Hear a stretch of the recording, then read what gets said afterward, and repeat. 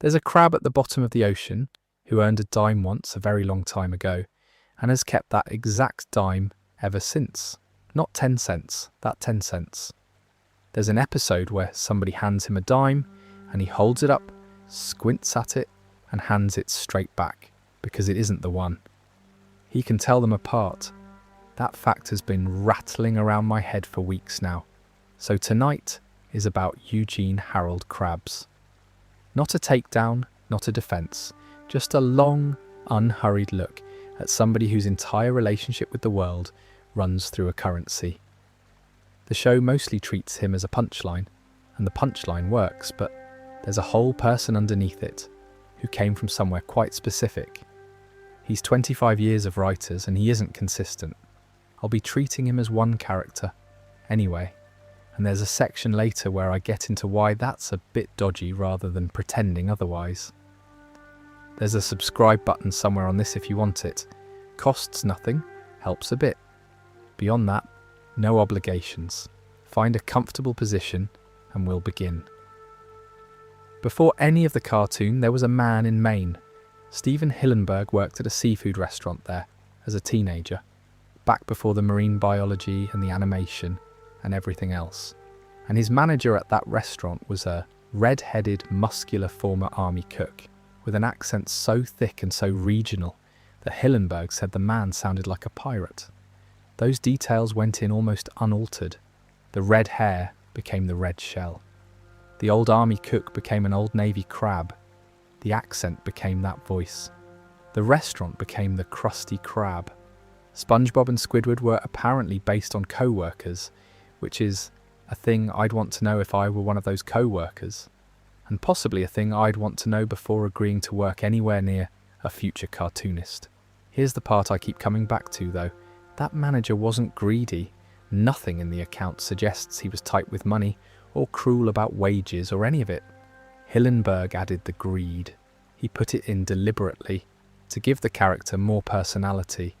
So the single defining trait of the most money-obsessed character in children's television was a late addition to what started as a fairly affectionate portrait of a perfectly ordinary boss. There's something quietly unfair about that. You go to work, you run a kitchen, you're decent about it, and 30 years later, there's a cartoon crab with your accent and your build who will sell a child's soul for pocket change. No notes really, that's just how it goes. The building itself is worth mentioning while we're here. The Krusty Krab is shaped like a lobster trap. That's not a fan theory, that's Hillenburg saying so directly. It's a New England design joke, the sort of thing you'd put in, because you spent your teenage years around lobster boats. And it seemed funny. Park that. I'm going to come back to it much later, and I don't want to spoil it by getting clever about it now. Right, the basics. Eugene Harold Krabs, Red Crab, owner and manager of the Krusty Krab, which is a fast food restaurant in Bikini Bottom, famous for a burger called the Krabby Patty, the recipe for which is a guarded trade secret. He lives in a hollow anchor with his daughter Pearl, who is a sperm whale. He first appeared in the pilot episode, Help Wanted, on the 1st of May 1999. Created and designed by Hillenburg, who is a marine biologist before he was any of the rest of it, which explains why the show is oddly accurate about crustaceans, while also containing a talking sponge who works a grill. The voice is Clancy Brown, and the voice is a very large part of why Krabs works at all. Brown has described it as piratey, with a bit of a Scottish brogue in it, and said he improvised it on the spot at the audition and found it easy. He's been fond of the part. He told the New York Post in 2015 that there's simply no equivalent in live-action work to playing a miserly crab at the bottom of the sea, which is difficult to argue with. He's also the Kurgan in Highlander, and Captain Hadley in The Shawshank Redemption, so the man has range, and the range apparently includes standing in a booth going money, money, money for a quarter of a century without visible complaint. One thing that always fascinated me about the early production is how much thought went into how he moves. When Hillenburg was directing the first batch of episodes, one of his goals was that every character should have a distinct walk that told you something about them. A storyboard artist called Eric Weiser designed the Krabs walk. Little feet, animated on a 4-frame multi-blur so the legs turn into a scurry rather than steps. Weiser said years later that he thought it was the best solution to the problem of making him walk like an actual crab, and Hillenburg approved it after seeing it demonstrated on a pencil test machine. That's the level at which this show was being built from the very beginning. Someone sat down and solved the problem of crab legs. The full name, by the way, wasn't established for ages. For the first few years he was just Mr. Krabs. The Eugene Harold part turns up properly in an episode called Krusty Krab Training Video, which aired in May 2002, and gets used on and off from there. Before that, official-looking documents in the show just said Mr. Krabs, including his driving licence, which suggests either a very relaxed licensing authority or a man who genuinely will not disclose personal information to anyone, ever, on principle. And that's the frame. What I want to sit with before we go anywhere else is how small his world actually is. 3 buildings and a daughter. There's the anchor he sleeps in. There's the restaurant he works in. And directly across the street, close enough to see from the front door, there's the chum bucket, which belongs to the man who has been trying to ruin him since they were both children. That's it. That's the whole map. Everything that happens to Eugene Krabs across the entire run happens inside a triangle you could walk across in about 4 minutes. Compare that to almost any other lead character in animation. Most of them get a world. Krabs gets a junction. And I don't think that's an accident of budget or format, because the show does open up when it wants to. There are episodes in outer space and episodes in the distant past and episodes in a version of the afterlife that contains gym socks. The world is available. Krabs just doesn't go into it much. He's got a till to mind. Since we're on the subject of the design, there's one more decision worth knowing about, and I'll only sketch it here because it deserves proper attention later on. Hillenburg's rule when he built the main cast was that every character should be a different animal. He designed Pearl first as a whale. Then he needed a father for her.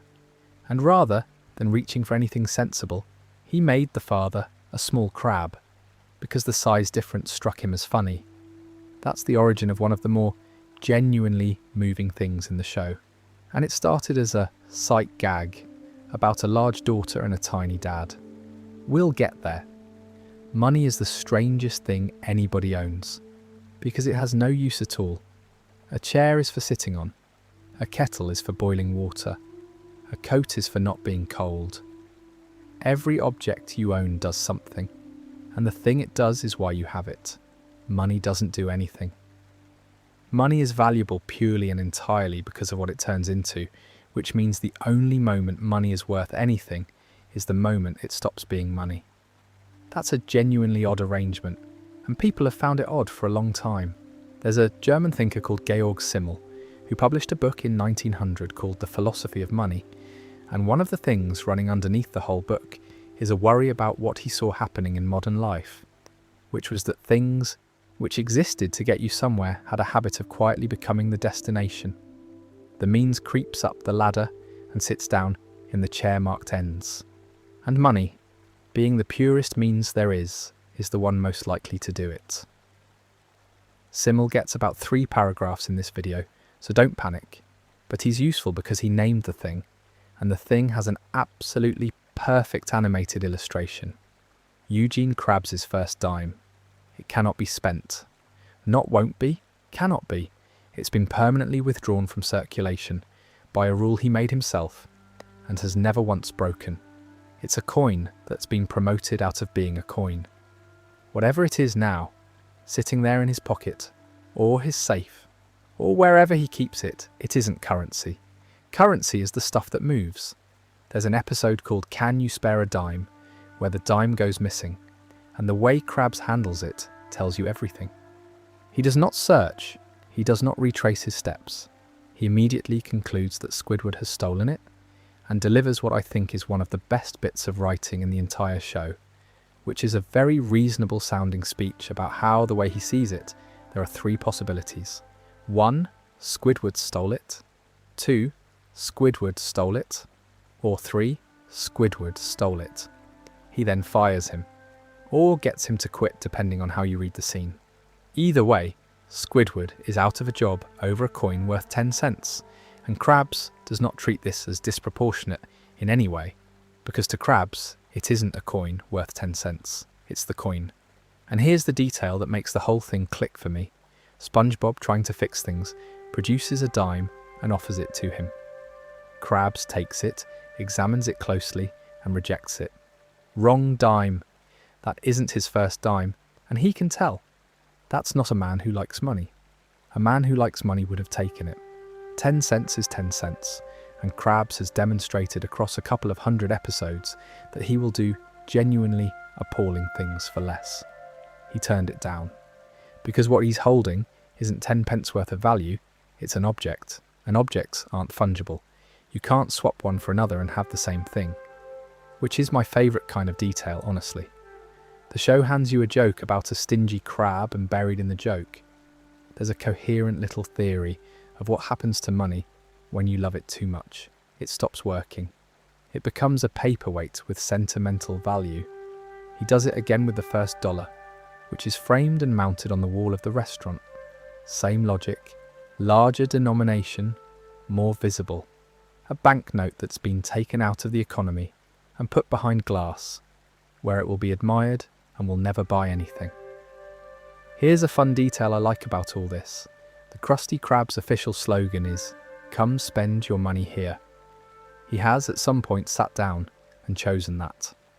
And meanwhile, there's a dollar on his wall in a frame and a dime in his pocket that will never move again as long as he lives. He wants the whole ocean's money in constant circulation and his own money nailed down, which is not hypocrisy exactly. It's more like two completely separate belief systems that have never been introduced. Now, I don't want to be too clever about Krabs here, because if you actually think about it for 10 seconds, everybody does this. Everyone has one of these. The 20 in the back of a drawer that you can't spend because of who gave it to you. The ticket stub. The foreign coin from a holiday in 2009 that you've moved house 3 times with.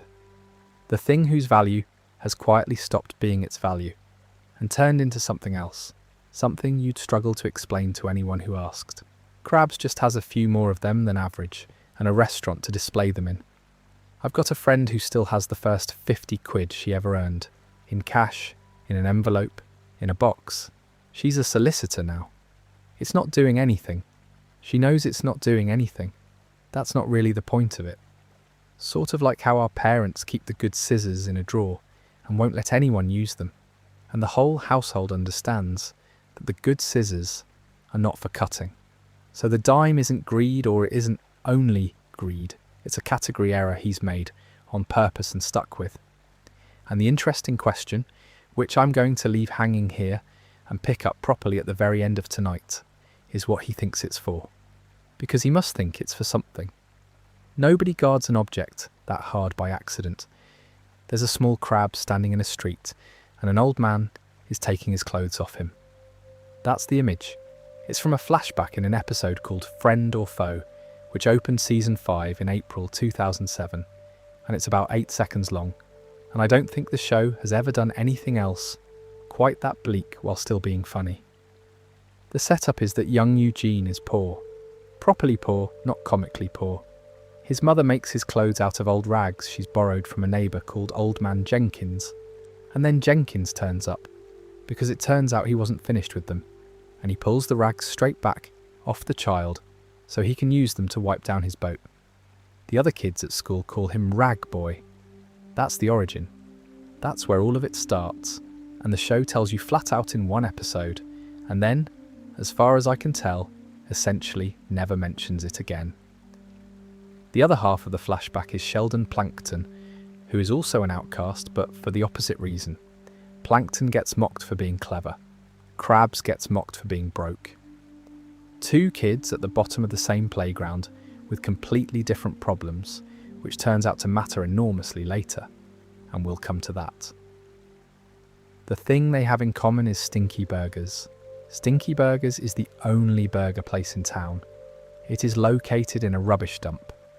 The food is genuinely terrible, and every child in Bikini Bottom eats there constantly, because it is the only option, which is the most accurate depiction of small-town catering I have ever seen in a cartoon. And Stinky himself is rich off it. He has a limousine. He turns up, finishes his shift, and gets into a limousine. And he won't let Krabs and Plankton in. Not because of anything they've done, because unpopular kids in the shop would put the normal customers off. He says so, more or less directly. He's protecting the brand.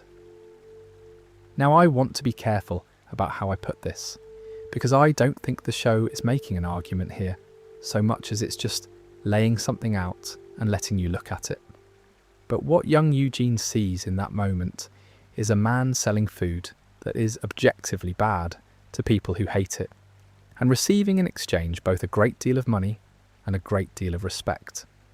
And crucially, he sees that the money and the respect are the same substance. Stinky isn't respected despite selling rubbish. He's respected because of the limousine. That's the click. That's the whole thing. It isn't avarice. It's a poor kid working out, correctly, that money is the thing that makes people stop laughing at you. So he and Plankton open a burger place in their hideout in the dump, and Krabs sells one, and he takes $1 across the counter for it. And the way he describes it later, looking back, is that it was the beginning of a long and romantic relationship with money. Which is a lovely line, and also, if you've just watched the rags scene, quite hard to hear as a joke. Here's what I find slightly maddening about all of this, and I say it with affection. The show hands you a complete, sympathetic, entirely coherent explanation for the character's defining trait. Right there, one episode, everything you'd need, and then it runs another 200-odd episodes of jokes about a stingy crab and almost never picks it up again. There's no episode where somebody says the quiet part. There's no scene where Pearl asks why he's like this and gets an answer. I don't think that's a failure exactly. It's a comedy, and comedies aren't obliged to therapize their own punchlines. But it does mean the most important thing about Eugene Krabs is sitting in a season 5 flashback that a lot of people have never seen, doing nothing. And here's a fun detail from that same flashback that I think about a lot. When Krabs and Plankton finally go back to Stinky Burgers to show off the burger they've made, to rub it in the faces of the kids who mocked them, they arrive to find the place has been shut down by the health department. So they never get the moment. The victory they built the entire enterprise for simply doesn't happen because the target dissolved while they weren't looking. They open their own place instead, and the business, the empire, the whole rest of his life is essentially a revenge that arrived too late to be delivered and had to be repurposed into a career. Since we're on the subject, this is the bit where I'd normally reach for the psychology, and I'm going to keep it brief because it doesn't need much. Going without for long enough changes how you evaluate everything afterwards, and it changes it permanently. And nobody who has actually been through it thinks of that as a personality defect. It's just what the equipment does after it's been calibrated in a hard year. You see it in ordinary families constantly. People who grew up with nothing keep tinfoil. They wash out margarine tubs and stack them. They keep elastic bands on a doorknob. There's a generation of grandparents who cannot leave a hotel without the shampoo, and it is not because they need shampoo. Sort of like how our parents talk about how hard they had it whenever we complained about anything growing up, and it was annoying at the time, and then at some point you get old enough to realise they weren't scoring a point. They were just still slightly in it. Eugene Krabs is still slightly in it. He's been out of it for decades. He owns the most successful restaurant in town, and he is still, on some level, a child in a street who has just had his clothes taken off him for a boat. The odd thing about Friend or Foe is how it's built. It's told 3 times. SpongeBob asks why Krabs and Plankton hate each other, and Krabs gives his version, in which Plankton was power mad and wanted to rule the school. then plankton objects, and gives his version, which is structurally identical, except the roles are swapped and Krabs is the greedy one. And then Karen turns up and tells them both they're wrong, and she has the actual footage, because at the time of the events in question, she was a security camera. So the founding myth of the Krusty Krab is a Rashomon, adjudicated by CCTV. I'd like to note, purely for pleasure, that the only neutral witness to the most important day in Eugene Krabs' life is a computer who later married his enemy, and that Karen is named after Hillenburg's wife, which makes the arrangement even better. The one entity in the show with an unimpeachable account of the truth is the creator's wife, in the form of a talking security system. Right, what actually happened? According to the footage, the two of them have opened their burger place in the dump. Nobody comes. The first customer is Old Man Jenkins, the same Jenkins from the Rags, which is a nice bit of housekeeping. He takes a bite, he smiles. Then he goes down like a dropped coat. Krabs and Plankton immediately turn on each other. Each one is certain the other ruined the recipe. Krabs says Plankton used too much seaweed sauce. Plankton says Krabs let it sit out. They grab the paper the recipe is written on and pull, and it tears in half, and they end up on opposite sides of the room, holding a piece each. Plankton's half reads, "and a pinch of chum." That's it. That's the whole chum bucket. The entire second restaurant, the name, the product, the decades-long business strategy, all of it is one torn phrase that a child was holding when the paper gave way. Plankton has spent his adult life running a restaurant built on a sentence fragment. He storms out and slams the door, and the slam knocks a shelf loose above the pot, and every jar on that shelf goes into the batter.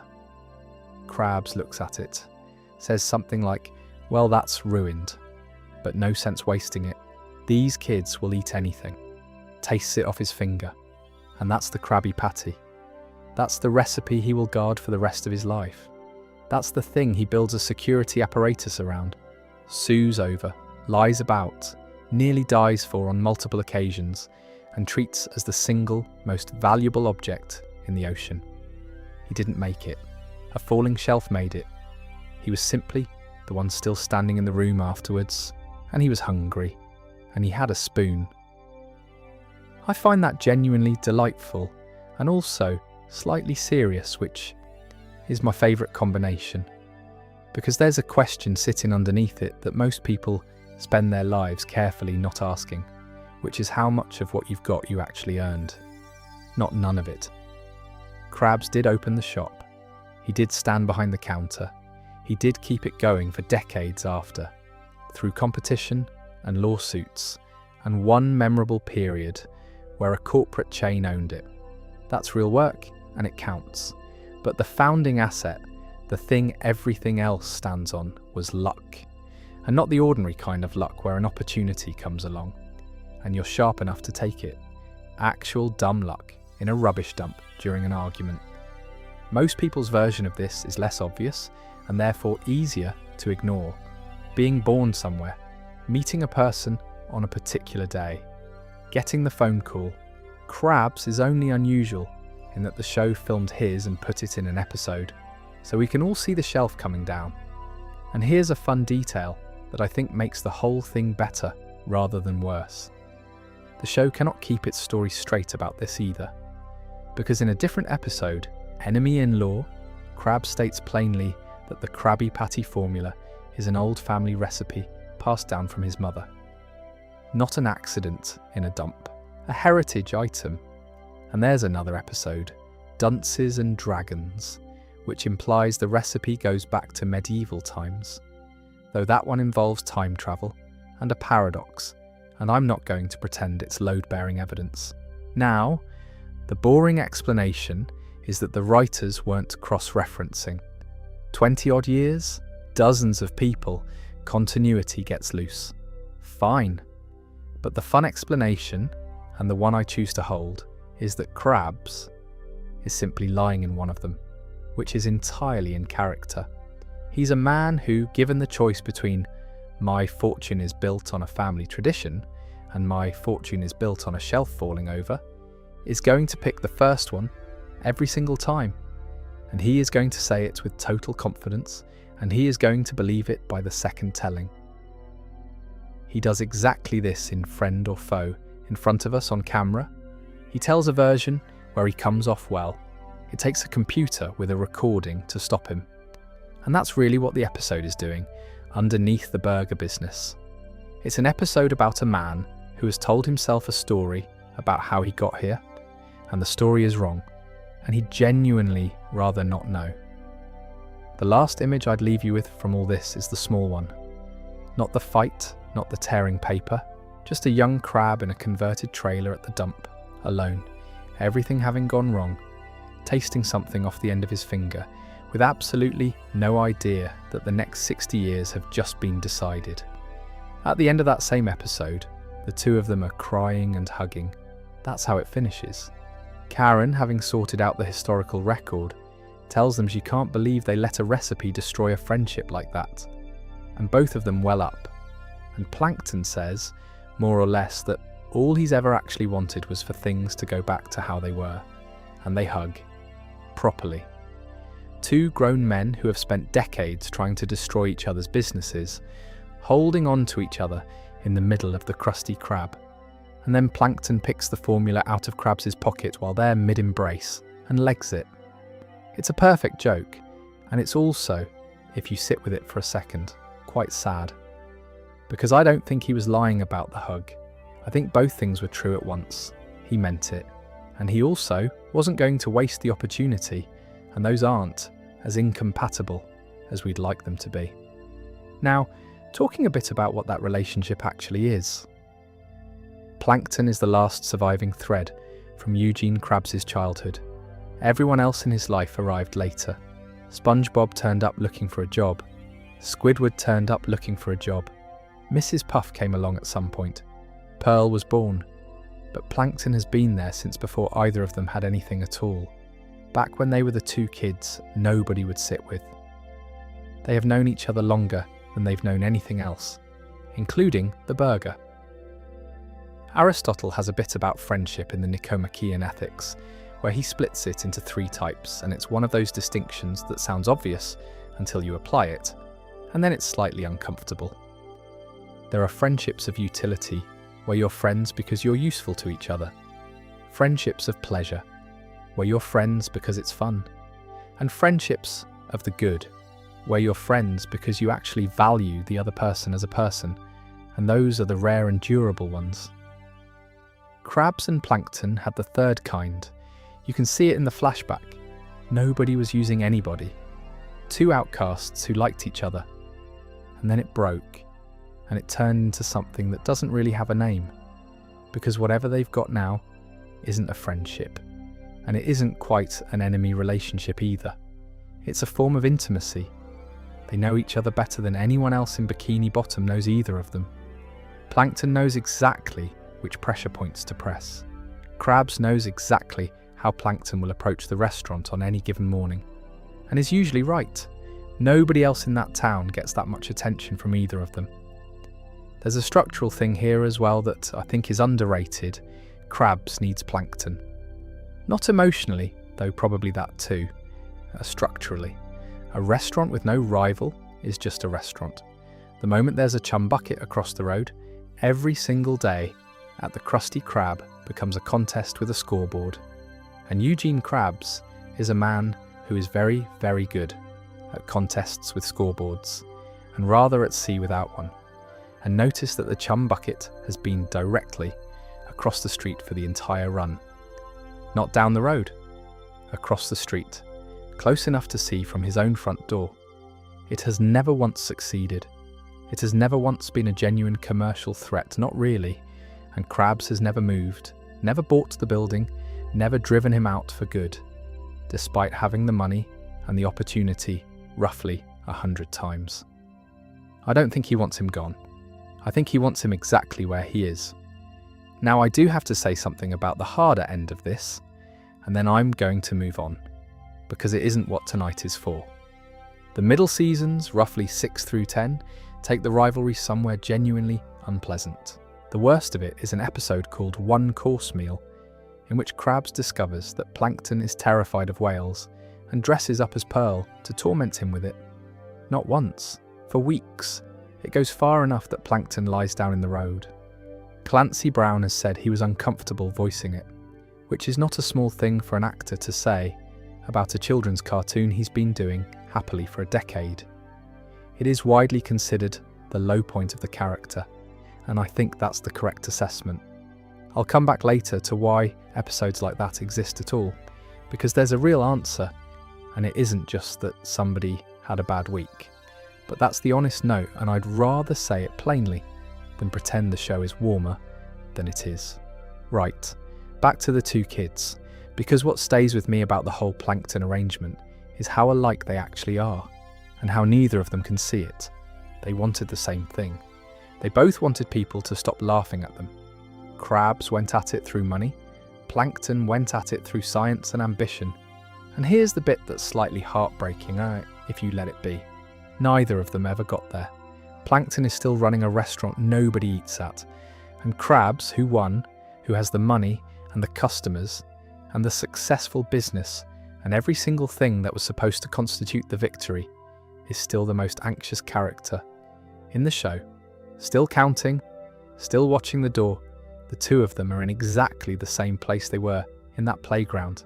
They've just got better equipment. Here's a fun detail to end on that I quite like. For most of the show's run, Krabs was the only main character who was a parent at all. Plankton and Karen don't become parents until season 12, so for the bulk of 2 decades, out of everybody in Bikini Bottom, the one with a child was the crab, and the person who eventually joined him in that particular club was the man across the road. It started as a joke about size. I mentioned earlier that the rule when Hillenburg built the cast was 1 animal each, and that Pearl came first. She was designed as a whale, and then he needed to give her a father. And rather than doing anything sensible, he made the father the smallest thing he could reasonably fit in a restaurant, a crab, because the contrast was funny, which it is. A very large teenage daughter and a very small furious dad is a good visual, and the show gets a lot of mileage out of it. But Clancy Brown said something about it in an interview that I've never quite been able to shake, which is that there's something touchingly metaphorical about a parent and child relationship rendered as the difference between a crab and a whale. And he's right, and it's slightly annoying that the best observation anyone has made about the design of this show came from the bloke doing the voice, almost in passing. Because that gap is the actual thing.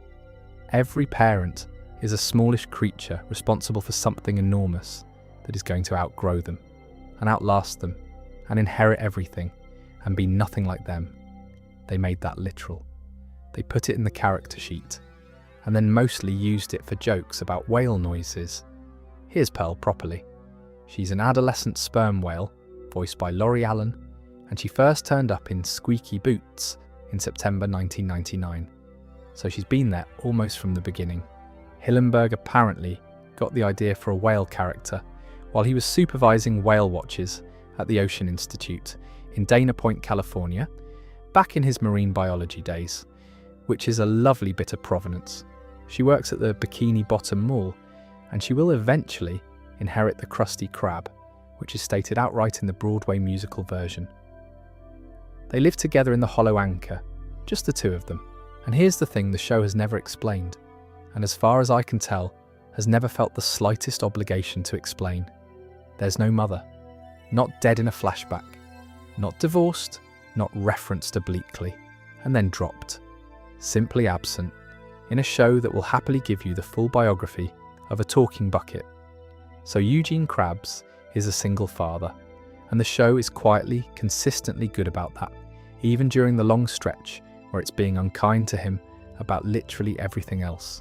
Whatever else it takes off him, it never takes that.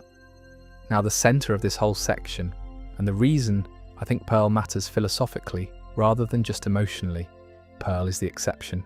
He will spend on her, not gracefully, not without a great deal of noise and several attempts to find a cheaper option and at least one scheme to get the money back afterwards.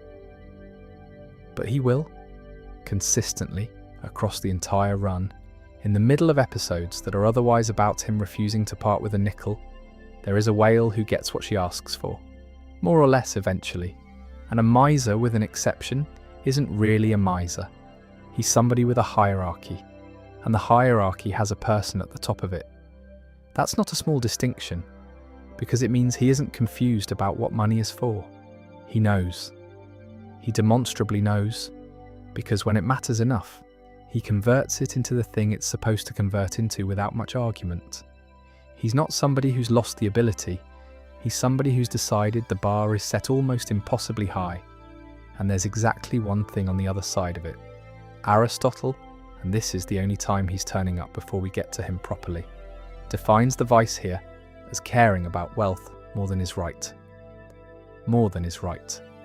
Which implies there's a right amount, and that the trouble isn't caring about money, it's the calibration. Krabs can feel where the line is. You can see it in the Pearl episodes. He gets right up to it, grumbles enormously, and steps over. He just declines to apply that same sense of proportion literally anywhere else in his life, including to his own comfort. That's the odd bit, actually. He doesn't spend it on himself either. He's not living well off this. He's living in an anchor. The friction between them is real though, and I don't want to make it sweeter than it is. His tightness genuinely strains the relationship. Being the one person somebody makes an exception for is a complicated position to occupy, because it means you're also the person who has to watch them not make exceptions for anyone else. And you have to work out how you feel about being the reason the rule bends. That's a lot to hand a teenager who mostly wants a normal birthday, and she does get angry about it repeatedly, and she is usually right. But here's what I find genuinely moving about the arrangement, and then I'll leave it. He's a crab, she's a whale. In about 10 years she'll be bigger than the building. He knows this. He has always known this. He has raised a creature that is going to require an entire ocean, in an anchor, on burger money, on his own, and his plan for that has consistently been to keep flipping burgers and hope the numbers hold. It's not a good plan, it might be the only one he's got. There's an episode where he loses his shell, Krabs molt. It's an accurate detail which this show sneaks in more often than it gets credit for.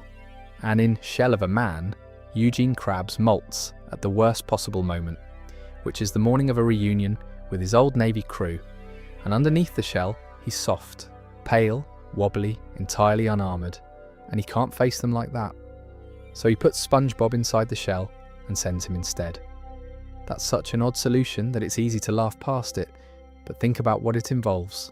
He would rather send a completely different person wearing his body to lie to his oldest friends for an evening than turn up and be seen without his outside on. His Navy nickname was Armour Abs Krabs. He was apparently the manliest of the crew, and he has an award for it, an actual physical manly toughness award, which is possibly my favourite object in the entire series, because a manly toughness award is only ever given to people who need one. Nobody genuinely secure has a trophy for it on the mantelpiece.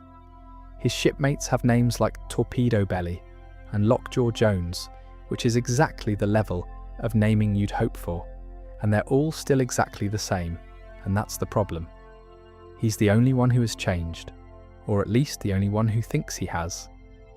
Now, since we're on the subject of things he pretends to be for an audience, there's a grandfather, Redbeard Krabs, an actual pirate.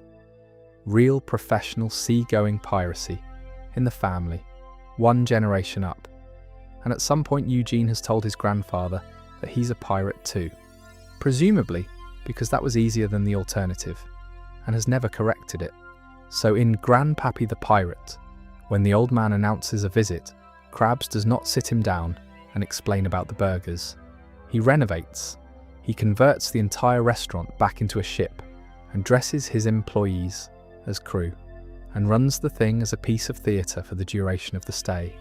He builds a set.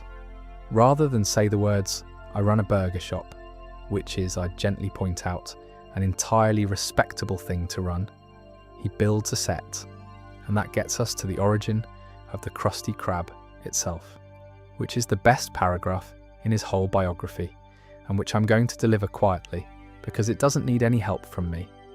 After his service, according to the version the show gives, he went through a long stretch of something the show is unusually blunt about calling a deep depression.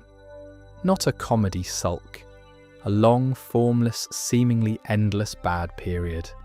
And what pulled him out of it was buying a bankrupt retirement home. It was called the Rusty Crab. He changed one letter, so the most cheerful building in Bikini Bottom, the one full of children and burgers, and a fry cook who loves his job more than anyone has ever loved anything, is a converted place where people went to end. He bought it because it was cheap, and he was at the bottom, and he added a K, and he opened it, and it worked. I don't think the show meant that as anything. I think somebody needed an origin and thought a retirement home was funny. But it is, and it sits there, and every time I think about the Krusty Krab now, I think about what it was before he got to it. I should say the show gives a competing account elsewhere, in which the restaurant was originally his pirate ship, which is one of those inconsistencies you just have to hold both of. This place has more origin stories than it has employees. But the theme underneath all of it is fairly clear, and it's the reason I've put these three things in the same section. There's a tough one for the Navy, there's a pirate for the grandfather, and there's the skinflint, which is the one he performs for himself every day in an empty office with nobody watching. That last one is the interesting performance because there's no audience for it. The other two he can drop when the visitors leave. The third one he does alone. And underneath all three there's a soft thing that has just molted and would very much rather you didn't see it. And what strikes me about the three of them together is how much effort the whole arrangement takes. Keeping a story straight for the Navy crowd, keeping a separate one straight for your grandfather, and doing daily maintenance on a third one for an audience of yourself. That's a full-time job on top of running a restaurant. Nobody has ever asked him to do any of it. The people who don't do this are usually the ones who look silliest, incidentally. They get caught out in the open, wrong-footed, visibly not what they claimed. And they're generally fine because the thing they were guarding wasn't doing anything for them in the first place. Krabs has never risked finding that out. Anyway, he gets away with it in the episode. SpongeBob does a passable job in the shell, the crew are none the wiser, and Krabs gets his evening. Nobody finds out he's soft. That's the ending, and I've never been quite sure the show noticed. It's a slightly sad one. SpongeBob finds an old Krabby Patty under the grill. It's been there a while. It is visibly, comprehensively rotten, the kind of green that has opinions, and he goes to throw it away, which is the correct and only thing to do with it. And Krabs stops him, because throwing it away costs about 50 cents. So it goes back on the menu. This is Born Again Krabs, which aired in October 2003, and it's one of the sharper things the show ever did with him. The order is that nobody cooks a fresh patty until that one is sold. Not sold to a specific customer, just sold. To anyone. And of course nobody will eat it, because it looks like something that has died in a wall, so the Krusty Krab simply stops serving food. Business collapses. For weeks. And there's a wonderful beat where Krabs, surveying an empty restaurant that he has personally shut down over $50, wonders aloud whether it might be the new placemats. Eventually, to prove the point, he eats it himself. Hospital. And then the Flying Dutchman turns up to collect his soul, voiced by Brian Doyle Murray, and takes him to Davy Jones' locker, which turns out to be a literal locker, containing Davy Jones' gym socks, because Davy Jones works out a lot. The show never misses. You're in the middle of a genuine morality play about avarice, and somebody's laundry is the punchline. Krabs begs, and he gets a deal, a second chance at life, on the condition of permanent, unconditional generosity. And he comes back and he is magnificent. Everything on the menu goes free. Toys with every meal. He converts his own office into an employee lounge, which for this character is roughly equivalent to donating a kidney. For about 4 minutes of screen time, Eugene Krabs is the warmest character in Bikini Bottom, and it is genuinely lovely to watch. Then the bill arrives. He sees the number. He realises he is completely bankrupt, and he decides the whole thing must have been a dream. That's the move, and it's such a specific and human piece of writing. He doesn't defy the Dutchman. He doesn't weigh it up and decide to risk eternity. He retroactively cancels the reality of the experience so the promise doesn't apply. Then he tears back every free thing he's given away and very nearly removes a customer's arm over a penny on the floor. The Dutchman comes back, obviously. And here's where SpongeBob does something that I think is the emotional load-bearing wall of the whole episode.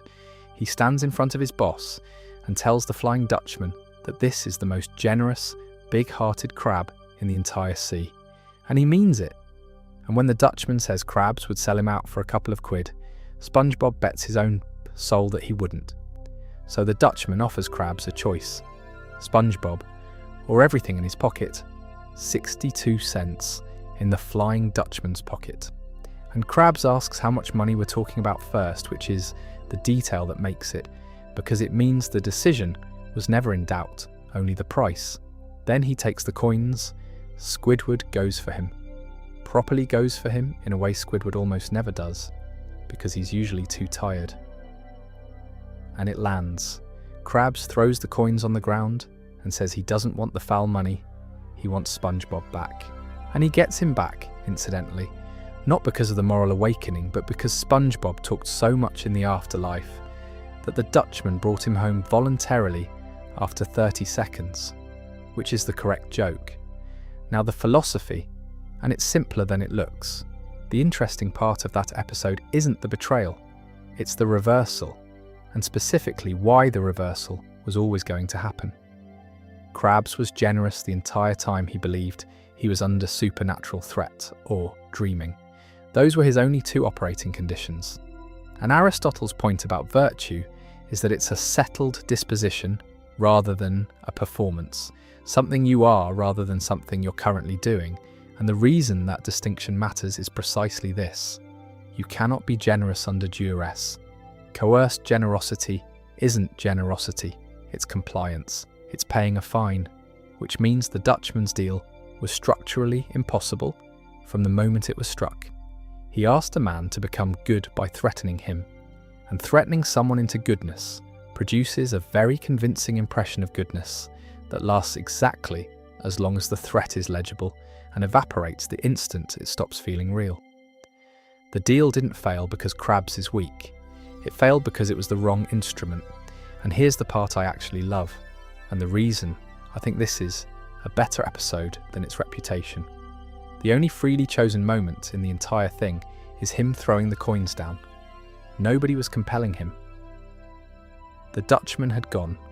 The bet was settled, the transaction complete, the coins legally and supernaturally his. There was no punishment coming for keeping it. And that's the moment he opens his hand. Every generous thing he did while under contract was worthless. The one thing he did with nobody watching and nothing at stake is the only real act in the episode. That's not a small piece of moral architecture to put in a cartoon about a rotting burger. One last note, offered as a fan reading and not as anything the writers were doing. People have long connected those thrown coins to Judas throwing down the silver, and once you've heard it, you can't unhear it. I'd be astonished if it was deliberate. This show produces accidental resonance the way other shows produce merchandise. Aristotle has a whole chapter on this, and it's shorter and blunter than you'd expect. It's in Book 4 of the Nicomachean Ethics, and the setup is his usual one, where every virtue sits in the middle of two vices, one of excess and one of deficiency. The virtue here is liberality, which is basically the right relationship with money, and he defines wealth for the purposes of the discussion as anything whose value can be measured in money, which is neat and covers most of what anyone argues about. Too much spending, too little taking in, is prodigality. Too little giving, too much clinging, is illiberality, meanness in some translations. And the liberal person, the one who's got it right, gives the right amounts to the right people, at the right times, and this is the bit people skip. does it with pleasure. Not grudgingly. He's quite firm that the reluctant giver hasn't got the virtue. Now here's the claim that genuinely surprised me when I went back to it, and it's the reason this section exists. Aristotle rates illiberality as the worse of the two vices, not the more embarrassing one, the worse one. He says it's more common that people err in that direction more often than the other, and that it's close to incurable, particularly in old age. His reasoning is that the prodigal at least enjoys giving. He's not attached to money. He's making a mess, but the underlying instinct is pointing the right way and could in principle be corrected. Whereas the miser has organised himself around the wrong things so completely and for so long that there's no route back. The equipment has set. So there's a Greek ethical treatise from the 4th century BC containing a fairly precise structural prediction about why born-again Krabs has to end the way it ends, which I think is funny and also slightly humbling. We've had this character sorted for 2,500 years. He's got a long family too, and it's worth walking the line quickly. Molière wrote L'Avare in 1668, and its Harpagon is the template for most of what came after. A wealthy man who makes everyone around him miserable over money he never spends, and who has a scene of pure hysteria about a stolen cash box that is essentially the dime episode with a wig on. Dickens gave us Scrooge in 1843, and that one's so successful, it swallowed the whole category. You can't say the word miser now without somebody's mind going to a nightgown and 3 ghosts. And then there's Scrooge McDuck, who is more or less directly upstream of Krabs, and the resemblance isn't subtle. Enormous hoard, keeps a signature first coin as a sacred object. 3 nephews, a surname built straight out of his own species, a running gag about how little he pays the eccentric people who work for him, and a habit of dragging those same people on treasure hunts they didn't ask to go on. The comparison's been made a great deal, and it's fair. Krabs is a slightly less successful, slightly less stable version of a duck. But now, the actual insight, and it's a structural one, rather than a moral one. A miser cannot have an arc, because the arc ends the character. Dickens redeemed Scrooge in a single night, and the book stopped, because there was nothing left to write. That's the correct length for that story. It's a novella. It resolves. Krabs has to run for 25 years, which means the show is structurally forbidden from ever letting him convert. Every redemption episode, every near death, every moment where he learns something real has to snap back before the credits. Not because the writers are cynical, but because the alternative is that there's no show on Monday. A generous Mr. Krabs is a man who owns a restaurant. That's not a premise. Once you see that, a lot of what looks like bad writing turns out to be the oldest constraint in comedy. Comic characters are engines. You can love them, you can give them depth, you can build entire episodes around their interior lives, but you cannot fix them, because the fault is the engine. I find that genuinely a bit sad on his behalf, and I don't think that's an unreasonable thing to feel about a fictional crab. He is contractually barred from growth. Whatever he learns on Tuesday is gone by Thursday, and it isn't his fault, and he doesn't know. But it also means something else, which is why I'd rather end the section here than on the gloom. It makes the moments where the show does let him be a person hit considerably harder than they have any right to, because they're stolen. Every one of them is a small piece of smuggling, done by a writer who knew perfectly well it would have to be undone, and did it anyway. He bills them for breathing. That's not a figure of speech. In Squid on Strike, Squidward and SpongeBob receive their pay. And it isn't pay, it's an invoice. And the line items include things like standing and existing on the premises and breathing. The number at the bottom is one they owe him. It's the funniest expression of the character in the entire run. And it's also, if you hold it up to the light for a second, the most alarming. Because the joke only works if you accept that he has sat down and itemised the involuntary functions of the people who work for him. The rest of the catalogue is extensive, and I'll go through it quickly rather than dwelling, because the accumulation is the point, and the individual gags are all roughly the same gag.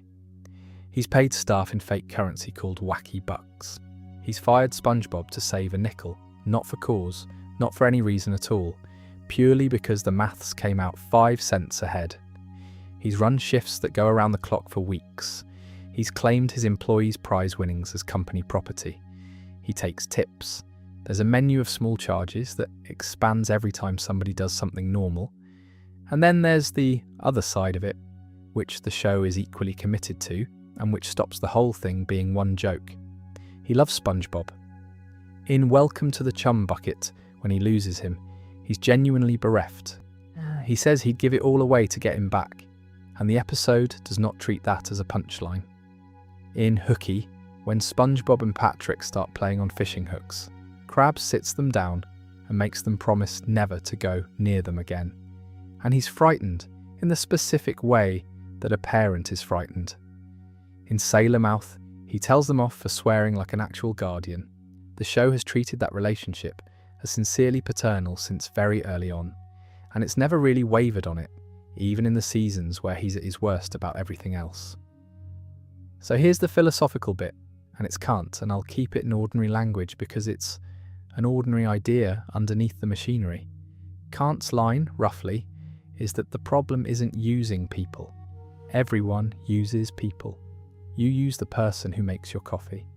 The problem is treating a person only as a means, as though the whole of what they are is the function they perform for you, with nothing left over.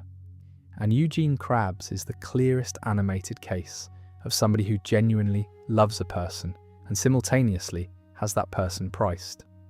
Both are real. Neither cancels the other.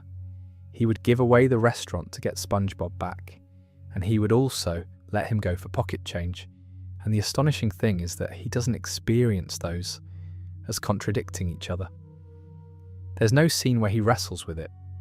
It does come up in episodes where he picks money over SpongeBob and then feels guilty or walks it back, because money thinking is a separate register for him, and the register doesn't talk to the other one. When he's in it, everything is a number, including the fry cook. When he's out of it, the fry cook is his boy. He can move between the two states in about a second and a half, and he never seems to carry anything across the gap, which, if we're honest, is extremely common and not remotely cartoonish. Anybody who's ever managed anybody has had a smaller version of that problem. You care about the people on your team, and you also have a headcount spreadsheet, and the spreadsheet does not have a column for how much you like them, and most people resolve that worse than they'd want to admit at a dinner party. The two registers exist in most workplaces, and most of us keep them in separate rooms on purpose. Krabs is just the version with no filter on it, which is why it's funny, and why it's occasionally uncomfortable. And then there's Squidward, who I think is the quiet key to this whole section. He gets identical treatment and none of the affection. Same invoices, same shifts, same nonsense, and none of the warmth. He is functionally the control group. And the thing about Squidward is that he is one of the few characters in Bikini Bottom who regularly tells Eugene Krabs the truth to his face. He does it over the dime, he does it over the coins on the floor, and that one actually works. The coins hit the floor because Squidward slammed the register. Twice in this evening alone, we've watched him be the one who speaks. Nobody thanks him for it. The show doesn't frame him as anybody's conscience. He's the miserable one who hates his job, and he's right about nearly everything. And being right about everything is exactly why he's miserable. I've got a whole video's worth of thoughts about Squidward that I'm not going to start tonight. But it's worth noticing, while we're here, that the person in that restaurant with the clearest moral vision is the one everybody, including the narrative, treats as a nuisance. Picture a millionaire washing dishes in a restaurant he used to own. That's where Selling Out ends up. And I think it's the single most revealing episode about this character. And it's usually filed as a mid-tier one. The setup is that a corporate buyer called Howard Blandy turns up and offers Krabs an enormous amount of money for the Krusty Krab. And Krabs takes it, instantly, joyfully, with no without a flicker of hesitation, and he sings a little song about how much he loves greed on the way out, and drives off into retirement with the check, which is on paper the character achieving his stated life goal, everything he has ever said he wants delivered in one transaction. The dream scenario: money and no more work. And he's bored within hours, so he goes back. Not as a consultant, not as an investor, not to buy it back. He takes a job at the renamed place, Krabby Mondays, as a dishwasher in the building he founded on the bottom rung. And what he finds when he gets in there is that the patties are being made by machine. The place has been sterilised. The atmosphere is gone. The quality is gone. The whole thing has been optimised into something perfectly efficient and completely dead. And he objects, loudly and at length.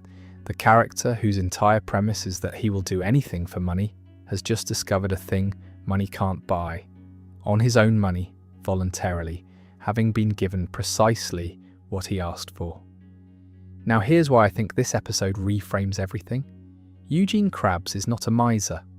Or rather, being a miser isn't the interesting part, because misers want a stock, a pile, a quantity, sitting somewhere, being large.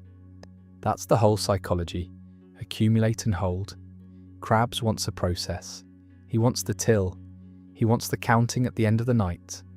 The small daily accumulation, the customers coming in, the doors opening, the specific pleasure of a Good Friday.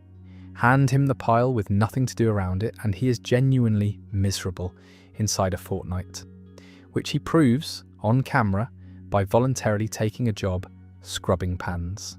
And that quietly reframes the dime as well, without me needing to go back over the whole thing. It isn't hoarded wealth, it's a receipt. It's proof that a day happened and went well, and there's a decent case that the life he's actually built is a great deal smaller and steadier than the life he loudly claims to want.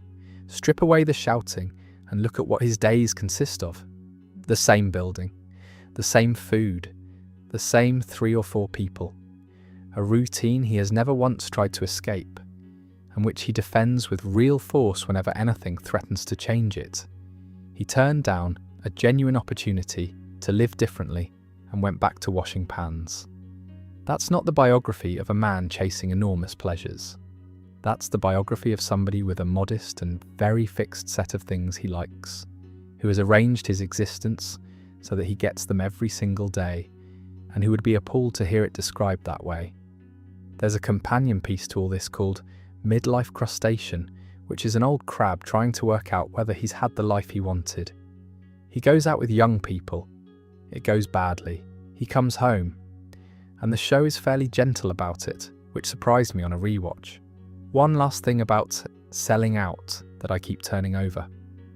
The show's sympathies in that episode are unmistakably with the small independent shop against the chain, which is a fairly standard position for a cartoon to take. What makes it odd is that the small independent shop is owned by the boss we've spent this entire evening establishing as a labour nightmare. So the episode is asking you to root for a man to get his exploitative little restaurant back, and you do without hesitation, because the alternative is a machine making the patties. And you do it happily, and about 90 seconds after the credits, he'll be charging somebody for a napkin again. Right, the bit I've been putting off since the beginning. This character is not one character. Broadly, and people who watch this show closely will argue about the exact boundaries, there are 3 of him. The first 5 seasons give you a cheap, funny, fundamentally decent small business owner with a greedy streak that occasionally gets away from him. The middle stretch, roughly 6 through 10, gives you something considerably harsher, where the greed swallows everything else and the cruelty stops being funny and starts being the point. And then from season 11 onwards, he gets pulled back, deliberately, towards something closer to where he started. The word for what happened in the middle is Flanderization, which is a piece of television jargon named after a character in another cartoon entirely, and it describes a very ordinary process. A trait gets a laugh, the trait gets used more. Being used more, it gets louder. Being louder, it needs to be louder still next time to land the same way. And after 15 years, nobody is holding the whole character in their head at once, because there is no whole character in anyone's head. There's a room of writers and a production schedule. It isn't malice and it isn't incompetence. It's arithmetic. So the honest question, and it's the one I owe you after 11 sections of confidently describing a Krabs inner life, is whether a character assembled by dozens of people across a quarter of a century can be said to have a philosophy at all, or whether what I've actually been doing tonight is building a composite, choosing which Krabs counts, quietly discarding the episodes that don't fit, and then presenting the result as though it were a person. And my honest answer is yes, that's exactly what I've been doing. And it's fine. And it's also what we do with actual people. Nobody is consistent across that longer stretch. Go and read something you wrote in your early 20s. There is a person in there who shares your name and a great many of your opinions, and who you would not necessarily want to be seen out with. We handle that by keeping hold of whatever runs continuously underneath, and filing the rest under ordinary human drift, rather than treating it as proof that nobody was ever there. The difference with Krabs, and I want to be straight about it rather than smooth it over, is that his contradictions have production explanations rather than psychological ones. When a real person changes, something happened to them. When Krabs changed, a network renewed a series. Those are not the same kind of facts, and pretending they are would be a con. But here's what I'd say in defense of doing it anyway. Every character who has ever lasted long enough to matter has this problem. Sherlock Holmes contradicts himself constantly across 60 stories, and one author. Long-running characters accumulate inconsistency the way old houses accumulate wiring. You either accept a working version, or you accept that nothing over about 4 hours long can be discussed at all. And Clancy Brown's own position on this is worth having, because he's the only person who has been in the room for all 3 versions. He has defended the character publicly. His line is that Krabs isn't a bad guy, that he's comparable to your local banker or businessman, and that he loves Pearl, which is a defense of the first and third versions and doesn't really address the second. And he's also said separately that he was uncomfortable voicing the material in one-course meal. An actor holding both of those at once is doing precisely the thing this section is describing. He's got a working version of who Mr. Krabs is, he's held it for a quarter of a century, and there are episodes he simply files under "that wasn't him." That's not intellectual dishonesty. That's how anyone maintains a relationship with anything over a long enough period. One fun detail to finish on, because it genuinely surprised me. In the earliest material, he is very nearly an honest businessman. Cheap, yes, and always looking for an angle, but broadly straight. The corrupt version wasn't there at the start. It arrived in increments over years, and there is no single episode where somebody decided it. He drifted. Nobody steered. He once lost both arms in a sink. The episode is Squid's Day Off, and the sequence of events is that a dime goes down the plug hole, Krabs reaches in after it, and the plumbing does what plumbing does to anyone foolish enough to put a limb into it. He comes out of that episode having sustained arm damage and a fairly serious head injury, and the whole thing is played as slapstick because that's the register the show works in. But the causal chain is worth saying out loud, slowly. There was a dime in the drain, he put his body in after it, and once you start collecting these, there are rather a lot of them, and they form a pattern that I find genuinely peculiar. In Clams, he finally reaches his $1 millionth, which is presented as the achievement of his life, and it gets taken by a giant clam. So he goes after it, and getting it back costs him a substantial portion of himself physically, which he waves off afterwards as nothing important. That's the phrase that sticks. Nothing important. There's one Krabs trash, which is my favourite of the lot because it escalates so patiently. He runs a garage sale, sells SpongeBob a novelty soda drinking hat for what he thinks is a decent margin, and then discovers the hat is a rare collector's item worth a fortune. So he tries to buy it back. SpongeBob won't sell it because he loves it. So Krabs uses invisible spray to pretend to be a ghost, shows up outside SpongeBob's window with a fishing rod, does a spooky voice, and tells him the hat must be returned to its rightful owner. And when pressed for a name, on the spot, he invents Smitty Verbenjager Manjensen.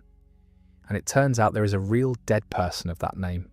And SpongeBob, being SpongeBob, has already placed the hat with his remains, which is how Eugene Krabs ends up in a graveyard at night digging. I want to be clear that the episode is very funny, and I laughed a great deal.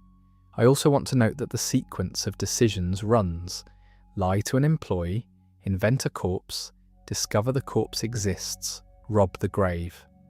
And he does not pause at any point along that chain. There's no beat where he stands at the cemetery gates and reconsiders.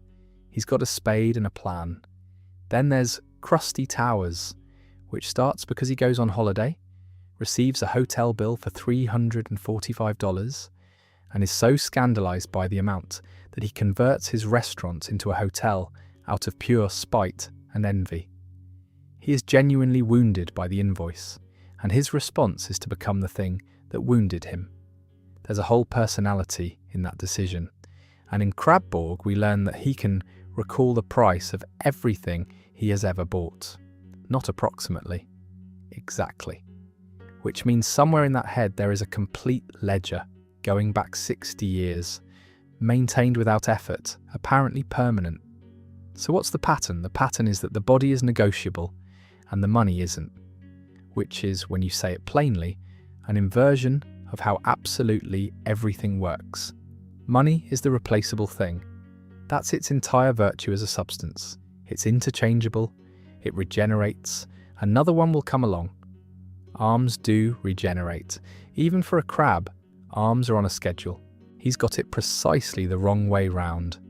And he's got it that way round consistently, across decades, in episode after episode, written by different people, who all independently arrived at the same instinct about him, which suggests it's the actual centre of the character rather than a recurring gag. And here's the fun detail that makes it stranger.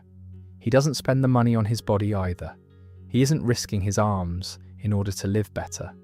There's no yacht at the end of this. He lives in an anchor with his daughter and eats at his own restaurant. So the arms aren't being traded for comfort. They're being traded for the number going up. Since we're on the subject of things he's nearly died for, there's one more worth mentioning, and it's the one that connects to where we're going next, because the single most dangerous object in his life isn't a dime or a hat or $1,000,000. It's a piece of paper with a recipe on it. The Krabby Patty secret formula is a trade secret in the proper legal sense. The show is oddly precise about this. It isn't a patent, which would mean publishing the recipe in exchange for protection. It's a secret, which means the protection lasts exactly as long as the secrecy does, and not 1 second longer. That's a real category, and it's how a couple of famously guarded soft drinks and fried chicken seasonings actually work. Which means Eugene Krabs' entire commercial position rests on a piece of paper staying in a safe. And the way he behaves about that piece of paper is, I think, the most religious thing in the series. There's a Krusty Krab rulebook, and rule number 2 is that you never disclose the location of the secret formula. Not a suggestion.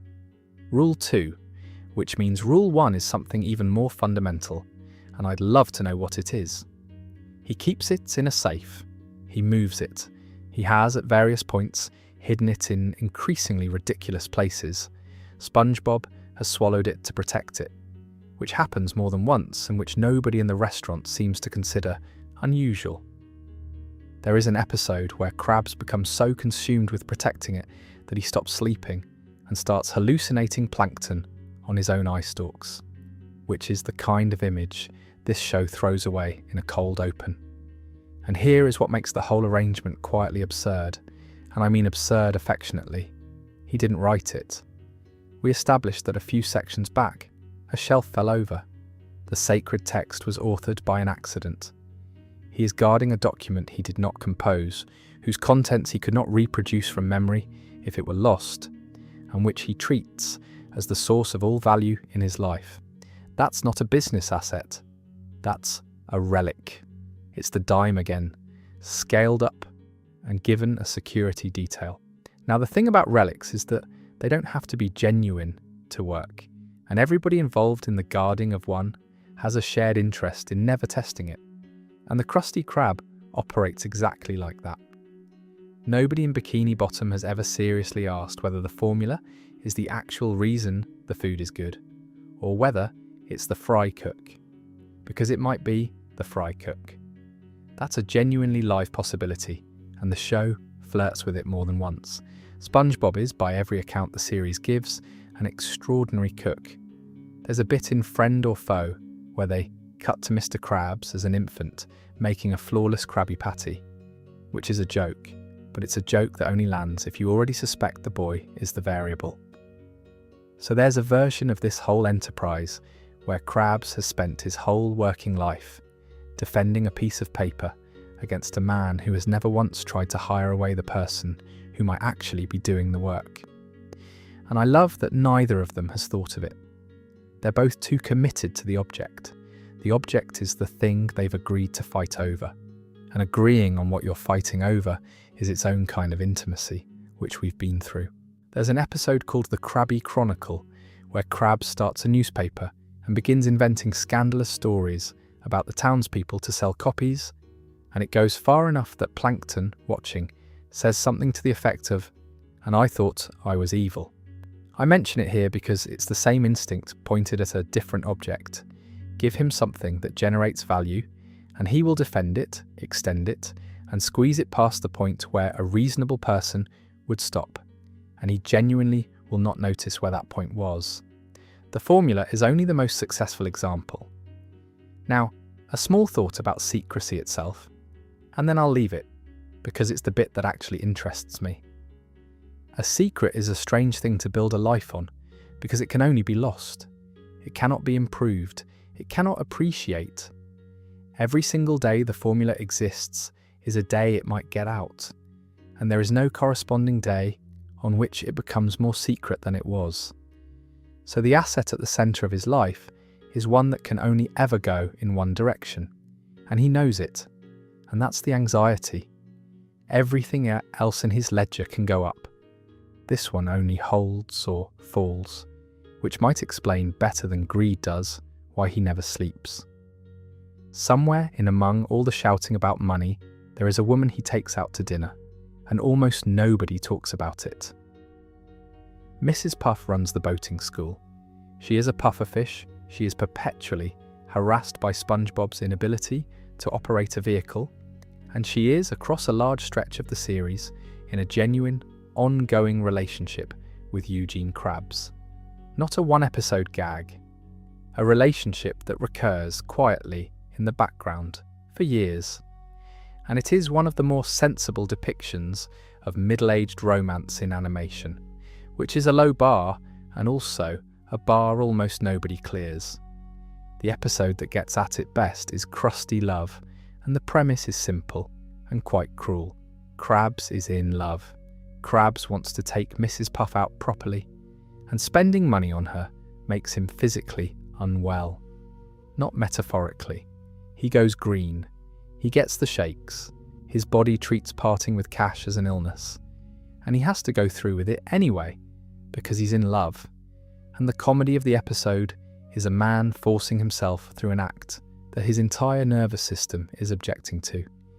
I think that's a much better piece of writing than it gets credit for, because it's an accurate account of what it actually costs some people to be generous. Not the decision. The decision is easy. It's the physical part afterwards, the bit where the money leaves and something in you follows it out the door. Most of us have a version of that at some price point. His is set very low, but the shape is the same. There's a lovely bit where he brings SpongeBob and Squidward along to act as waiters, essentially to run a private restaurant for the two of them, which is Krabs solving a romantic problem the only way he knows how, by converting it into a staffing arrangement. He cannot buy her dinner, but he can deploy assets. It's cheating, it's charming, and it works. Now, talking a bit about what this tells us about him more broadly, because there's a reading of Krabs where he's simply incapable of love that costs anything, and the Mrs. Puff material makes that reading impossible to sustain. He is capable. He does it.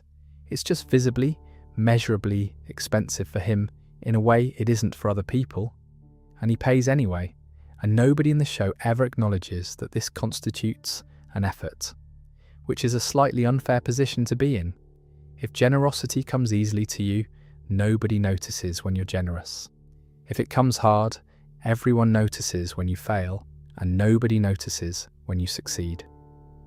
I'm not asking for sympathy for the crab. He's underpaying 2 people while he does this, but it's worth registering. Here's a fun detail about the relationship that I like enormously. Mrs. Puff has, on at least one occasion, thought he was too cheap and said so. She's not a passive party in this. She has standards, she applies them, and the whole crusty love business is partly him responding to having been told off by a woman whose good opinion he wants, which is the ordinary machinery of an adult relationship in a cartoon about a sponge. And then, of course, the show mostly leaves it there. It never becomes a marriage. It never becomes a crisis. It doesn't get a finale. It just persists in the background for years, occasionally surfacing 2 late middle-aged professionals who see each other, and that's the entirety of it, which I'd argue is the most realistic thing about it. A great deal of fiction is interested in the beginning of love, and a certain amount is interested in the end. Almost nothing is interested in the long flat middle, where 2 people who like each other simply continue to like each other without any of it becoming a story. Since we're on the subject of the middle of things, it's worth noticing what his personal life actually consists of when you lay it out. A daughter he lives with, a woman he sees, a fry cook he's fond of, a cashier he torments, and a man across the road who's been trying to ruin him since primary school. That's 5 people. That's the whole of it, over the entire run. And I don't think that's a criticism, particularly. 5 is not a bad number. He knows all their names and he sees 4 of them daily, which is more than a lot of people manage with a bigger list. There's no number. That's the thing I keep circling back to about him, and it took me an embarrassingly long time to notice, because it's an absence rather than a presence, and absences are hard to spot.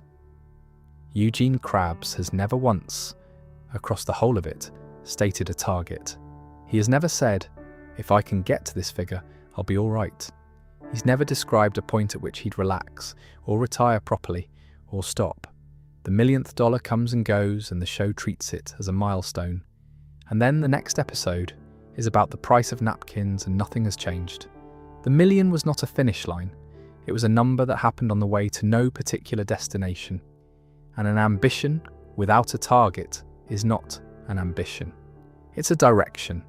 The economists and psychologists have a phrase for the general shape of this hedonic adaptation, which is the well-observed and slightly depressing finding that people are remarkably good at getting used to improvements. You get the thing, there's a lift, and then the lift wears off, and the new situation becomes the floor. And the floor is not a place anyone feels grateful about standing.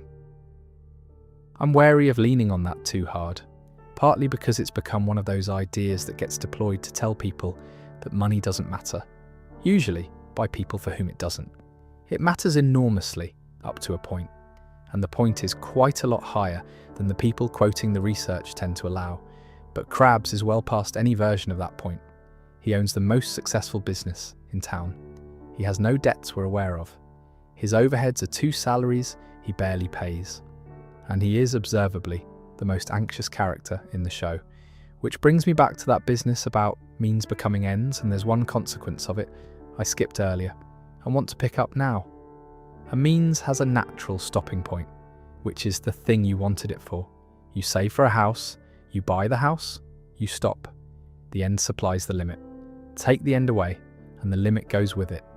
And what's left is a quantity that can only be compared to itself. So the only available question at any moment is whether it's more than yesterday. You can ask that one forever. There's no answer to it that closes the file. That's the actual trap. And it isn't greed. Greed at least knows what it wants. This is something quieter and more procedural. A man who long ago stopped asking what the money was for and has been extremely diligent ever since about the only question that remains. He's not chasing anything. He's just counting. And here's the observation I'd put next to that. And then we'll move on to something warmer. There's a thing that happens to people who hit a target, which is that they get about a fortnight of it, and then the new position becomes the floor. And nobody has ever, in the history of the world, felt grateful about standing on a floor. That's ordinary, and it happens to everyone, and it isn't a moral failing. What's unusual about Krabs is that he never even got the fortnight, because he never named the target in the first place, so there was never a moment where anything could be said to have been reached.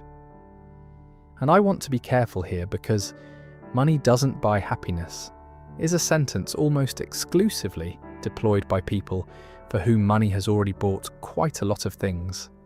It matters enormously up to a point, and the point is a good deal higher than the people quoting the research tend to allow. He's simply well past his and has been for decades, and nobody has told him. He is never seen enjoying wealth, not once in a way that lands. The anchor is not luxurious, the clothes are the same clothes. There's no scene of him relaxing in the middle of it all, no version of the character sitting back with a drink and thinking, well, I did it, this is quite nice. The closest the show gets is him counting at night in his office after close. And the odd thing is that the counting does look like enjoyment. That's a genuinely happy man in those scenes. So it isn't that he never experiences pleasure from money. It's that the pleasure is entirely located in the act of registering it, and the amount registered is almost incidental, which, if we're being generous, is a kind of contentment. A very strange one, arrived at by an unrecommended route, but he does have something. Most evenings in an empty restaurant, a crab is quietly delighted about a number. Nobody should organise a life that way. He has, and he's mostly all right. I've spent this whole evening inside his head, and from in there, the crusty crab is a set of margins. It's worth stepping outside for a bit, because from the street it's something else entirely. The town loves the place. It's where everyone goes. Many characters in Bikini Bottom eat there. The queue is out the door on a good day. Old Man Jenkins is in the corner causing problems. There's a family at the window. Somebody's having a birthday. It is, functionally, the town's living room, and the food is apparently so good that it operates on people like a small chemical event. There's an episode called Just One Bite, where Squidward, who has spent years loudly insisting he despises Krabby Patties and has never eaten one, finally tries a bite and is so comprehensively undone by it that the rest of the episode is him trying to get another one without anybody seeing. He ends up going through a bin, willingly. He says the word garbage out loud, hears himself, and does it anyway. That's the product. That is what Eugene Krabs sells. And I want to sit with that for a moment, because it complicates everything we've said. In a way I think is fair to him. He is not selling something worthless. He's not a con man. Whatever the accident of the origin, whatever the underpaying and the invoicing and the business with the Dutchman, the thing he actually does all day is feed a town. And the town is genuinely, demonstrably happy about it. The slogan on the sign says, "Come spend your money." Here, which is the least seductive advertising copy ever written, and also completely honest. He's not pretending it's about anything else. And people come anyway, in enormous numbers, cheerfully, for decades. There's something almost admirable about a business that has never once lied to its customers about its intentions. Now the interesting wrinkle. There's another episode where Krabs works out that customers who bring pets in are more profitable than the customers themselves, and immediately reorients the entire restaurant around that discovery, which is such a specific piece of business logic that I suspect somebody in the writer's room had recently dealt with a hospitality consultant. And that's the pattern. endlessly. He notices a margin, he pursues it. It goes too far, it collapses. The restaurant returns to being a restaurant. And the town, having watched all of this happen, comes back the next morning for lunch, which is, when I think about it, the most realistic depiction of a local institution I can name. Everyone knows the owner is a bit of a menace. Everyone goes anyway. The food's good and it's where everyone is. And I think that's worth holding on to, because it's the thing that stops him being a straightforward villain, and it's the thing a lot of the harsher episodes forget. Whatever he is in the office, in the dining room, he is a man who has kept a good restaurant open, in the same building, at the same hours, for the whole of his adult life. That's not nothing. A great many people, who are much nicer than him, have not managed it. There's a thing about the building I should say here, since we're talking about what it means to people. He converted it out of somewhere quite bleak, as we covered, and turned it into the most cheerful room in the ocean. Whatever else he's failed to do with his life, he did that. He took a building where things ended and made it the place the whole town eats. I don't think he's ever noticed. He'd tell you the achievement was the till, and the last thought I'd offer on the customers, which I find genuinely funny. They have no idea about any of it. The graveyard, the coins on the floor, the invoices, the formula in the safe, and the man across the road, and the dime that can't be spent. None of it reaches the dining room. They come in, they order, they eat something excellent, and they go home. From the outside, Eugene Krabs is simply a man who runs a good burger place and is known to be a bit tight. That's his entire public reputation, which is, when you think about it, a pretty good result for him. He'd have taken it, he'd probably have charged for it. I want to come back to the building. I mentioned right at the start of tonight that the Krusty Krab is shaped like a lobster trap, and that Hillenburg confirmed it, and that it's a New England design joke, and nothing more. It's a lovely bit of visual shorthand. You see the shape, you get the seaside, you move on. But it does mean that a crab bought a building shaped like the thing that catches crabs, put his own name on the front of it, and has spent his entire adult life inside it. He has never mentioned this. Nobody has ever mentioned it. It's simply the shape of the room he's in.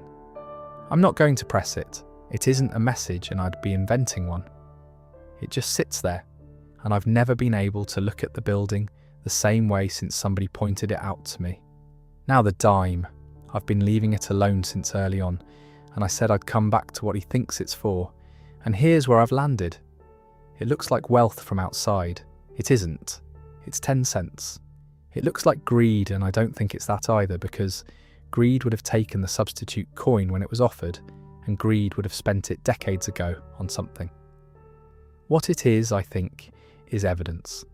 Because the rags happened, and the child in the street was told fairly comprehensively what he was worth, and then at some point later, he stood behind a counter and somebody handed him money for something he'd made, and that was the first factual counter-argument he had ever received.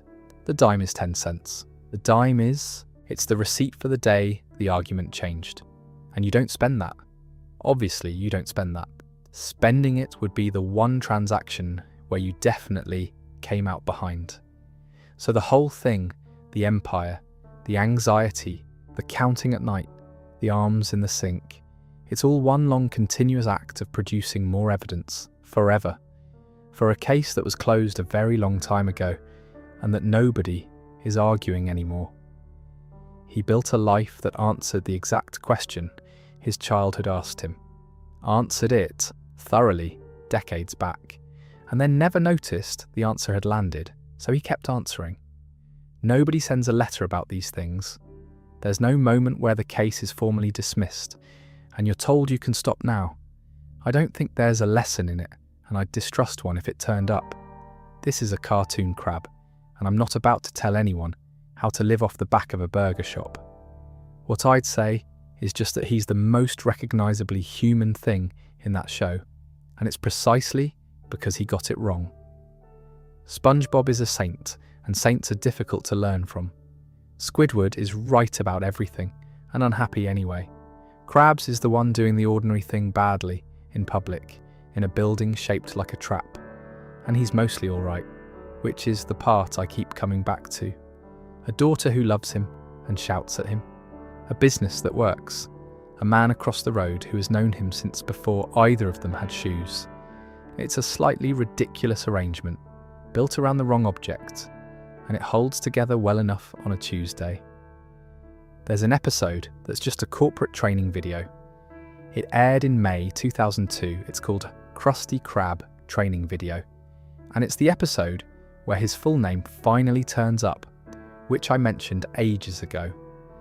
The whole thing is narrated in that particular voice, the calm, encouraging, faintly menacing register of workplace induction media, and it walks a new higher through the culture and values of the Krusty Krab.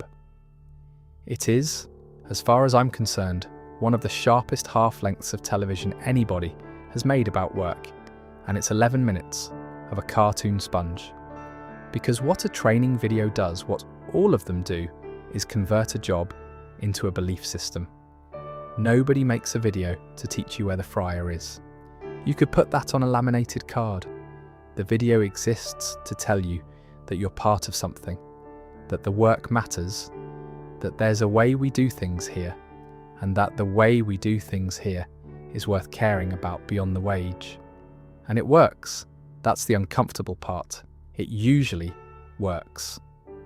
Now here is the thing about the Krusty Krab that I think is the real engine of the whole operation, and it isn't the formula and it isn't the location. SpongeBob would do the job for nothing. He genuinely would. He loves it. He gets up early for it. He was distraught in one episode simply because the restaurant was closing for the night. He treats fry cooking as a vocation in the full old-fashioned sense, a thing he was made for, a thing that gives his days their shape, a thing he'd be doing regardless of whether anyone was paying. And Eugene Krabs employs him. There's a German sociologist called Max Weber who wrote about how a certain religious idea that your ordinary daily labour is itself a calling, a form of devotion, something you owe rather than something you sell, got detached from its theology over a couple of centuries and carried on operating perfectly well without it. The devotion outlived the belief that justified it, and the result was an enormous amount of very sincere, very hard work being done by people who would have struggled to say exactly who they were doing it for. SpongeBob is that, undiluted, at a grill, and Krabs is the beneficiary, not the author of it, which I think matters. He didn't manufacture SpongeBob's devotion.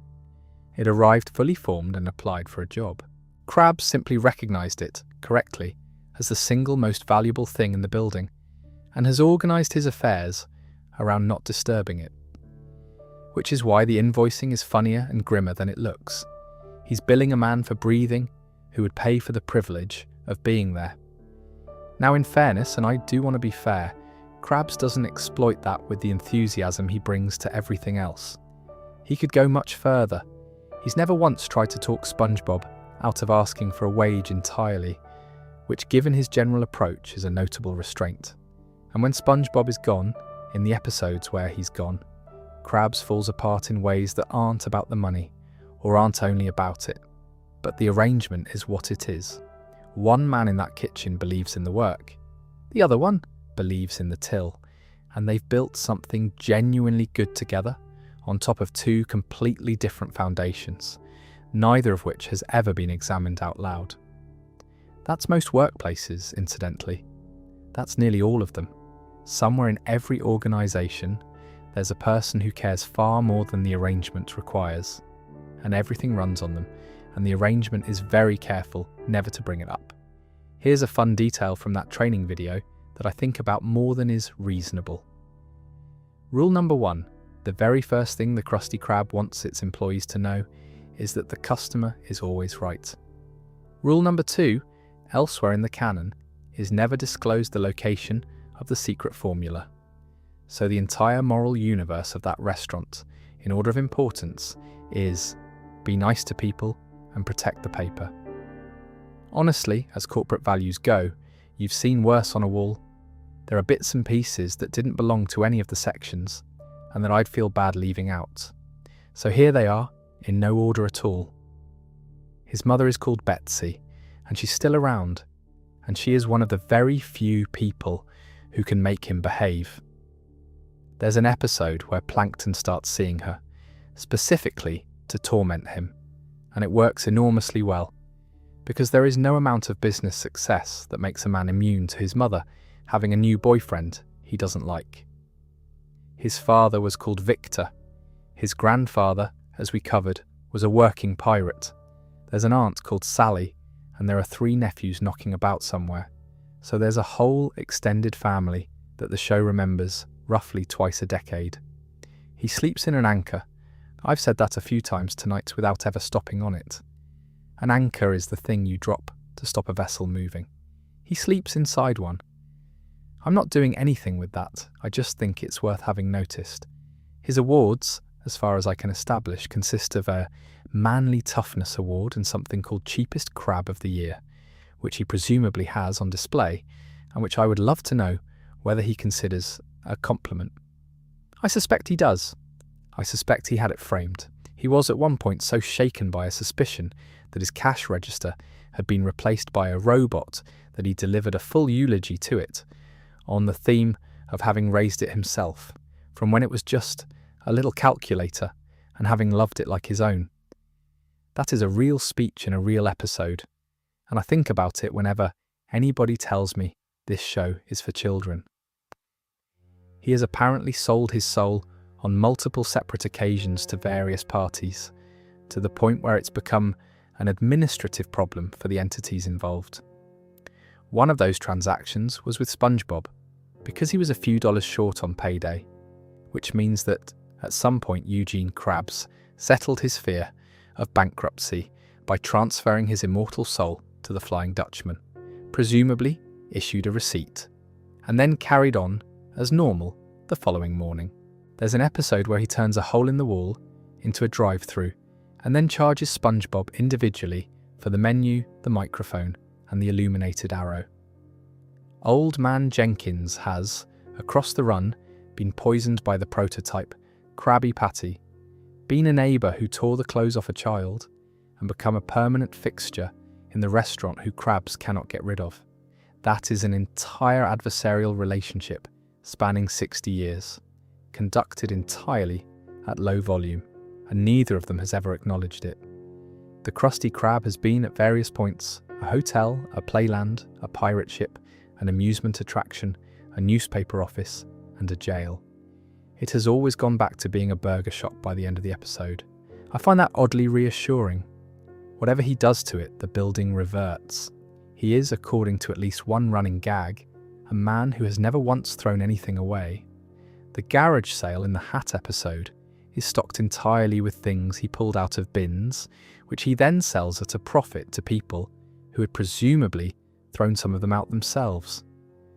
There is an entire circular economy operating out of one Krabs' front garden, and nobody in Bikini Bottom appears to have noticed.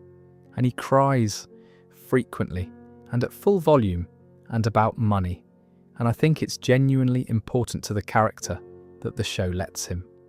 A miser played entirely cold would be unwatchable for this long. Krabs is a leaky, emotional, thoroughly undignified miser who sobs over a cash register and tears up in front of his oldest enemy, and that is the only reason you can spend an evening with him. And the last one, which is my favourite piece of trivia in the whole file. The original spelling was going to be the Krusty Krab, with C's Hillenberg changed it to K's because he decided the deliberate misspelling was funnier. So the name of the business, the one on the sign, the one on the awning, the one that's been printed on 2.5 decades of merchandise, exists in that form because one man in the late 90s thought a wrong letter would get a slightly better laugh. That's the show, really. That's the whole thing in one decision. Enormous care, applied to something silly, for no reason other than it being a bit better that way. If you're still more or less with me at this end of it, then thanks for the hours. I hope he was decent company. He's good company, oddly. I didn't expect that when I started reading up on him.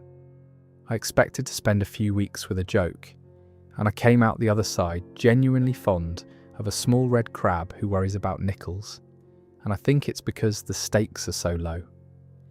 Nothing in his life is enormous. There's no grief he's carrying, no cosmic weight, no ancient wound. Just a burger shop and a number, and a daughter who's too big for the house. That turns out to be exactly the right size of thing to think about at this hour. There's plenty left in that town. Squidward has been circling my notes for months now. The specific misery of somebody with real taste and no gift, which is a crueler thing to be than having neither. Plankton is a whole study in wanting one thing for decades and never once adjusting the plan. And Sandy is one of the few working scientists in the entire ocean, which nobody seems to find remarkable. Those are all coming, probably, at some point when I've read enough. What I keep landing on is that he never gets sorted out. And it doesn't much matter. He isn't going to arrive anywhere. He can't, partly because of how he's built, and partly because long-running comedy won't allow it. And the show has been perfectly honest about that for its entire existence. There's something restful in that at this hour. Nobody in this story is required to improve by the end. He didn't fix it. Nobody fixed it. There was no night with 3 ghosts and no morning where he woke up different. He just kept running the shop and loving his daughter badly and completely, and feeding a town that likes him well enough, and counting up at the end of the night in an empty room, quietly pleased. So somewhere down there the lights are off in a building shaped like a trap, and there's $1 in a frame on the wall in the dark, and across the road a very small man is planning something that won't work, and in a hollow anchor a whale is asleep, and a crab has finally stopped adding up. Right? That's him. Sleep well.